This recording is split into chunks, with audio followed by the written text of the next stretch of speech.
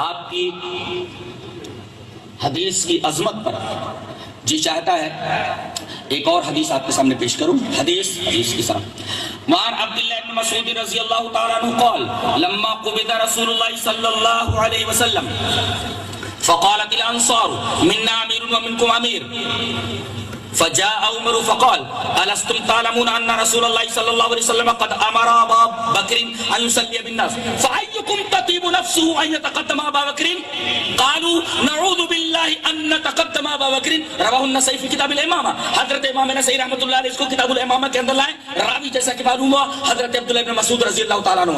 حضرت عبداللہ بن مسعود فرماتے ہیں کہ جب نبی کریم صلی اللہ علیہ وسلم اس دنیا سے تشریف لے گئے, آپ کی جان قبض کر لی گئی, تو اب مسئلہ خلافت کا چھڑا کہ اب نبی کے بعد خلیفہ کون ہوگا. نبی کے بعد اس امت کا خلیفہ کون ہوگا. آپس میں بحث ہونے لگی. قالت الانصار منا امیر ومنکم امیر. انصاریوں نے کہا ایسا ہے کہ ایک امیر انصار میں کا بن جائے اور ایک امیر مہاجر میں کا بن جائے. حضرت عمر آئے, کہا کہ کیا بات ہے. کہا کہ حضرت مسئلہ حل ہو گیا خلافت کا. کہا کہ کیا. کہا کہ ایک امیر انصار میں کا اور ایک امیر مہاجرین میں کا. کہا کہ امیر ایک ہی ہوتا ہے. تو کہا کہ حضرت آپ ہی بتائیں کس کو امیر بنایا جائے. کہا کہ ایک بات بولوں. کہا کہ ہاں. کہا کہ ایک بات بتاؤ. الستم تعلمون ان رسول اللہ صلی اللہ علیہ وسلم قد امر ابا بکر ان یصلی بالناس. دیکھو ایک بہت عجیب استدلال کرنے جا رہا ہوں. آپ لوگ الرٹ ہیں ایک دم. استدلال کروں سمجھ میں آئے گا. مسئلہ خلافت کا, وہ کہہ رہے خلافت کا مسئلہ حل ہو گیا. بولے کیسے. کہا کہ ایک امیر انصار میں کا ایک امیر مہاجرین میں کا. حضرت عمر نے کہا امیر ایک ہی ہوتا ہے. یہ مسئلہ بھی صحیح نہیں ہوا. کہا کہ حضرت تو آپ ہی کچھ بتائیں. کہا کہ میں بولتا ہوں. امیر کس کو بنایا جائے.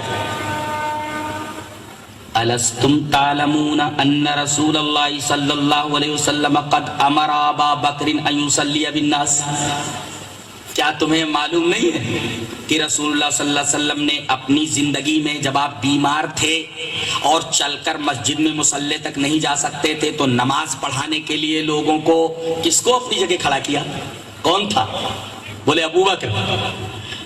نبی نے اب دیکھیے حضرت عمر یہ فرما رہے کہ نبی نے جب اپنی زندگی میں سب سے بڑی عبادت نماز کے لیے جس کو آگے بڑھایا, مصلی پر جس کو اپنی جگہ کھڑا کیا, بتاؤ کیا نبی کے بعد وہی خلیفہ بنائے جانے کے لائق ہے یا نہیں.